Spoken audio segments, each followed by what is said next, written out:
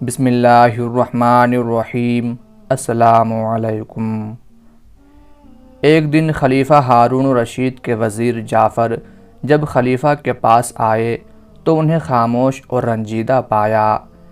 جعفر نے خلیفہ کو دوبارہ سلام کیا مگر خلیفہ نے سر اٹھا کر بھی نہ دیکھا۔ جعفر نے پھر سلام کیا اور پوچھا کہ کیا بات ہے، خلیفہ اس قدر خاموش اور رنجیدہ کیوں ہے؟ خلیفہ نے جواب دیا کہ کبھی کبھی میری ایسی ہی حالت ہو جاتی ہے کہ کسی سے میرا بات تک کرنے کو جی نہیں چاہتا۔ اب تم آ گئے ہو تو کوئی اچھی بات کرو۔ جعفر نے کہا، آج آپ کے شہر میں گشت کرنے کا دن ہے، اگر مناسب سمجھیں تو لباس تبدیل کر کے شہر میں چلیں، اس طرح آپ کا دل بھی بہل جائے گا۔ خلیفہ تیار ہو گیا۔ دونوں نے اپنا لباس تبدیل کیا اور بھیس بدل کر محل کے خفیہ دروازے سے نکل کر شہر کی طرف چل پڑے۔ راستے میں ایک جگہ دیکھا کہ ایک نابینا اندھا فقیر کھڑا ہے۔ یہ دونوں اس کی طرف بڑھے۔ فقیر نے آہٹ سن کر صدا لگائی، اللہ کے نام پر بابا کچھ خیرات ملے۔ خلیفہ نے ایک اشرفی نکال کر فقیر کے ہاتھ پر رکھ دی اور چلنے لگے۔ فقیر نے ان کا دامن پکڑ لیا اور بولا، جس طرح آپ نے اللہ کے نام پر مجھے یہ اشرفی دی ہے، اسی طرح ایک تھپڑ میرے منہ پر لگا دیجئے۔ خلیفہ ہارون الرشید یہ عجیب سوال سن کر بڑے حیران ہوئے اور آگے بڑھنے لگے، لیکن فقیر نے دامن نہ چھوڑا اور اصرار کرنے لگا کہ میرے منہ پر ایک چانٹا ماریے، اور اگر یہ منظور نہ ہو تو مجھے آپ کی یہ اشرفی قبول نہیں، اسے واپس لے لیجئے۔ خلیفہ نے اس کے اصرار پر مجبور ہو کر اس کے منہ پر ہلکے سے ایک چانٹا مار دیا۔ کچھ دور جانے پر ہارون الرشید کو خیال آیا کہ فقیر نے جو یہ حرکت کی ہے تو ضرور اس میں کوئی راز ہے، تو انہیں جستجو ہوئی کہ یہ راز معلوم کرنا چاہیے۔ انہوں نے وزیر سے کہا کہ وہ اس فقیر کو جا کر بتا دے کہ اس کو یہ اشرفی خلیفہ نے دی ہے اور ان کا حکم ہے کہ کل دوپہر ان کے دربار میں وہ حاضر ہو جائے۔ دوسرے دن دوپہر کو یہ اندھا فقیر بادشاہ کے حکم کے مطابق خلیفہ کے دربار میں حاضر ہو گیا اور سلام کر کے ایک طرف خاموش کھڑا ہو گیا۔ اسے نہیں معلوم تھا کہ خلیفہ نے اسے دربار میں کیوں طلب کیا ہے۔ ہارون الرشید نے فقیر کو دیکھا اور پھر اس کی طرف متوجہ ہو کر بولے، بھائی تمہارا نام کیا ہے اور تم نے سوال کرنے کے بعد اپنے منہ پر تھپڑ کیوں لگوایا، یہ کیا ماجرا ہے؟ فقیر نے ادب سے جواب دیا، جناب عالی، میرا نام عبداللہ ہے اور میں اسی بغداد شہر کا رہنے والا ہوں۔ میرے باپ نے مرتے وقت جو روپیہ پیسہ چھوڑا تھا وہ میں نے فضول خرچی میں بہت جلد اڑا دیا اور تنگ دست ہو گیا۔ پھر میری بیوی نے مجھے سمجھایا اور میں نے اس کے کہنے پر 2 اونٹ خرید کر بار برداری کا کام شروع کر دیا۔ اللہ نے اس کام میں برکت دی، رفتہ رفتہ میرے حالات بہتر ہوتے چلے گئے اور میں خوشحال ہو گیا۔ اب میرے پاس 80 کے قریب اونٹ تھے اور میرا کام چل نکلا تھا۔ ایک دن میں ایک سوداگر کا مال بصرہ کی بندرگاہ پر پہنچا کر بغداد واپس آ رہا تھا کہ راستے میں ایک جگہ سستانے کے لیے بیٹھ گیا اور اونٹوں کو بھی چرنے کے لیے چھوڑ دیا۔ کچھ دیر گزری ہوگی کہ ایک درویش راہ چلتا آیا اور میرے پاس بیٹھ گیا۔ سلام دعا کے بعد ہم آپس میں باتیں کرنے لگے، ایک دوسرے سے واقفیت ہوئی، پھر ہم نے ساتھ کھانا کھایا۔ اس دوران میں درویش نے مجھ سے کہا کہ اس جگہ کے قریب جو پہاڑی ہے اس میں اتنا بڑا خزانہ ہے کہ اگر تم اسے اپنے سارے اونٹوں پر لادو تب بھی وہ کم نہ ہو۔ یہ سن کر مجھے لالچ آیا اور میں نے کہا، یہ خزانہ مجھے دکھائیے۔ درویش نے کہا کہ میں اس شرط پر تمہیں یہ خزانہ دکھا سکتا ہوں کہ تم اپنے آدھے اونٹ مجھے دے دو۔ میں نے دل میں سوچا کہ اپنے 80 اونٹوں میں سے 40 اونٹ اس کو دے دوں تو بھی 40 اونٹ میرے پاس بچیں گے۔ خزانے سے بھرے یہ 40 اونٹ بھی میری کئی پشتوں کے لیے کافی ہوں گے۔ اتنا بڑا خزانہ 40 اونٹوں کے بدلے مل رہا ہے، یہ سودا برا نہیں۔ یہ سوچ کر میں نے درویش سے کہا کہ مجھے آپ کی شرط قبول ہے۔ اس پر درویش نے مجھ سے کہا کہ میں اونٹوں کو لے کر اس کے پیچھے پیچھے چلوں۔ ہم تھوڑی ہی دور چلے ہوں گے کہ ایک پہاڑی کا درہ نظر آیا۔ درہ چونکہ بہت تنگ تھا، اس لیے اونٹوں کو ایک قطار میں کر کے میں درویش کے پیچھے پیچھے اس درے میں داخل ہوا۔ کچھ دور چلنے کے بعد درویش رک گیا اور کہنے لگا، ہم خزانے تک پہنچ چکے ہیں، اونٹوں کو یہیں بٹھا دو۔ میں نے اس کے کہنے پر اونٹوں کو بٹھا دیا، پھر وہ مجھے لے کر آگے چلا۔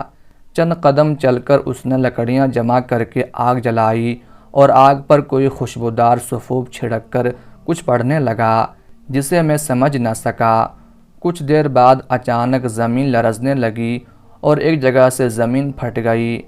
جس جگہ یہ زمین پھٹی وہاں ایک عالی شان دروازہ نظر آیا۔ درویش نے مجھے اشارہ کیا کہ آؤ، پھر ہم دونوں اس دروازے کے اندر داخل ہو گئے۔ عالی جناب، جب میں اندر گیا تو میری آنکھیں پھٹی کی پھٹی رہ گئیں۔ ہر طرف ہیرے جواہرات اور اشرفیوں کے انبار لگے ہوئے تھے۔ میں خزانے کو دیکھتے ہی لالچیوں کی طرح جھپٹا اور یہ زر و جواہر اپنے اونٹوں پر لادنے شروع کر دیے۔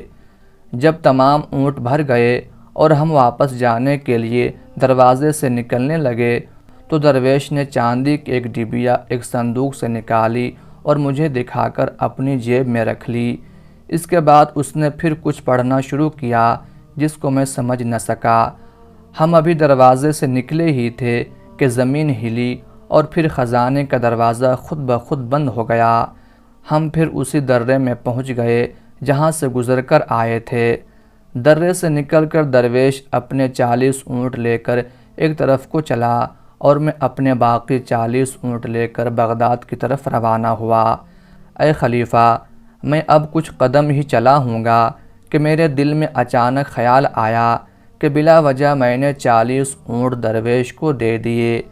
اگر یہ بھی میرے پاس ہوتے تو کتنا بڑا خزانہ میرے پاس ہوتا۔ میں نے یہ تو سوچا ہی نہیں کہ درویش ہی کی بدولت مجھے مفت میں اتنا بڑا مال مل گیا، اور اپنے 40 اونٹ ہاتھ سے نکل جانے کا افسوس کرنے لگا۔ پھر مجھ سے صبر نہ ہو سکا اور میں دوڑ کر درویش کے پاس گیا اور اس سے کہنے لگا، حضرت، آپ تو تارک دنیا ہیں، اتنے اونٹوں کا انتظام نہیں کر سکیں گے، بہتر ہوگا کہ 10 اونٹ ان میں سے مجھے واپس کر دیجئے۔ میری یہ بات سن کر درویش نے کچھ کہے بغیر ان میں سے 10 اونٹ مجھے واپس کر دیے اور 30 اونٹ لے کر وہاں سے چلا گیا۔ میں 10 اونٹ لے کر واپس آنے لگا تو پھر مجھے خیال آیا کہ میں نے بڑی بیوقوفی کی، کچھ اور اونٹ واپس مانگ لیتا۔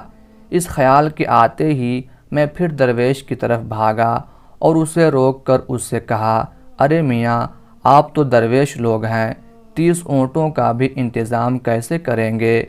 میں اس کام سے واقف ہوں، اونٹوں کی دیکھ بھال کرنا جانتا ہوں، اس لیے کہ میں ان کی دیکھ بھال کرتا رہتا ہوں۔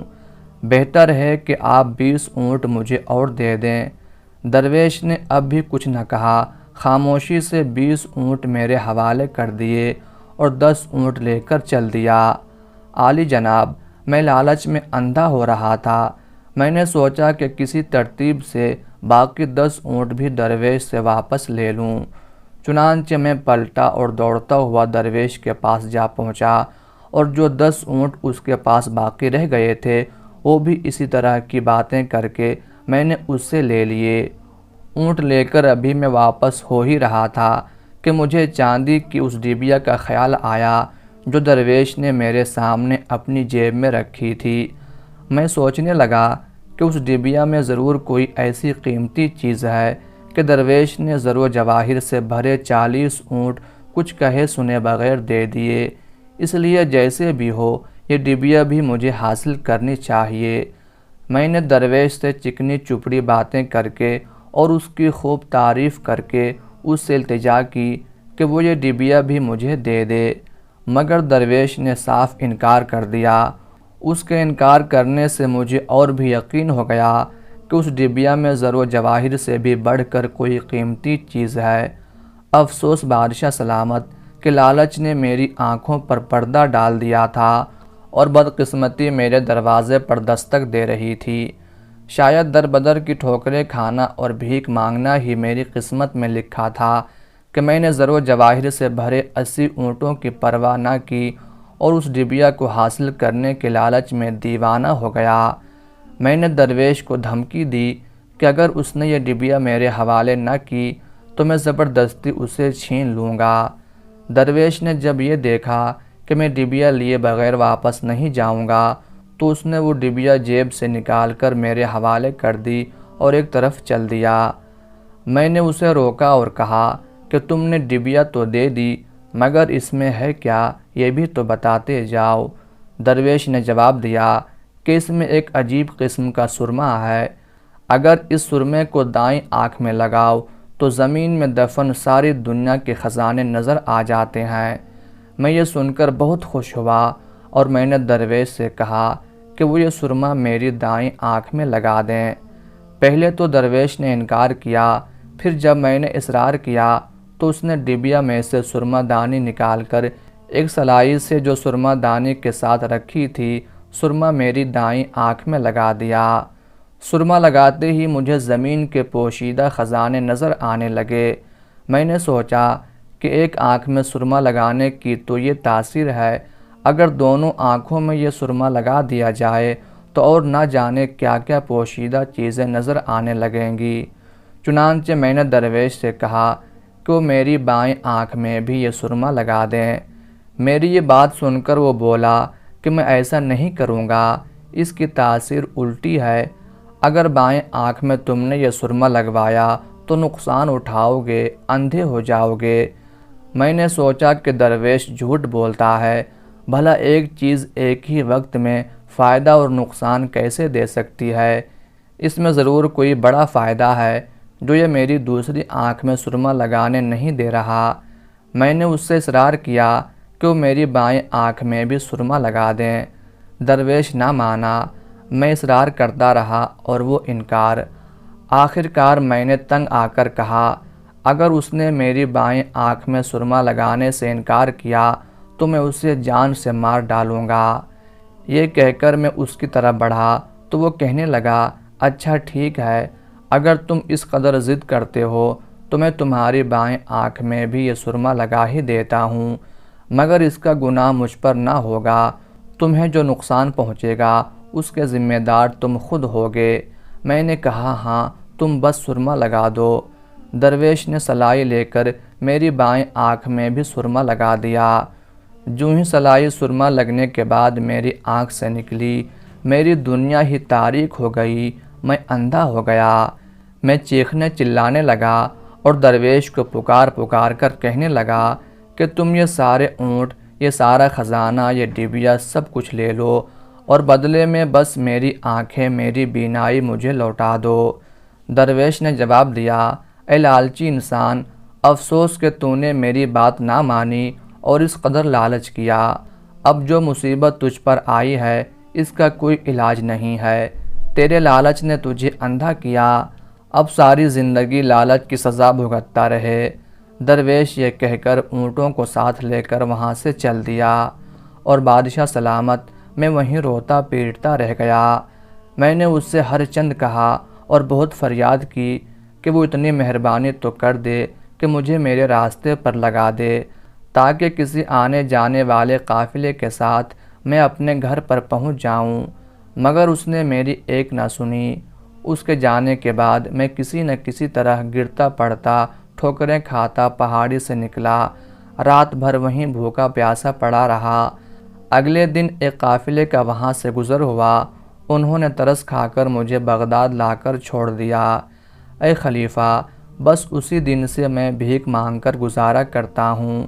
میں نے یہ عہد کر لیا تھا کہ جو مجھے بھیک دے گا اس سے میں یہ کہوں گا کہ خدا کے لیے ایک تماچا بھی میرے منہ پر مار دے کہ مجھے اپنے لالچ کی سزا ہمیشہ ملتی رہے۔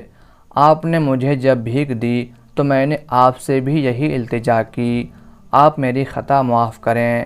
خلیفہ نے نابینا فقیر کی کہانی سن کر کہا واقعی تمہاری کہانی عبرت ناک ہے، لالچ کا انجام برا ہوتا ہے۔ خیر اب تم بھیک مانگنا اور تھپڑ کھانا چھوڑ دو، تمہیں کافی سزا مل گئی، آج سے تمہیں روزانہ شاہی خزانے سے 4 درہم ملتے رہیں گے جو تمہاری گزر بسر کے لیے کافی ہیں۔ یہ کہہ کر بادشاہ نے اندھے فقیر کو جانے کی اجازت دے دی۔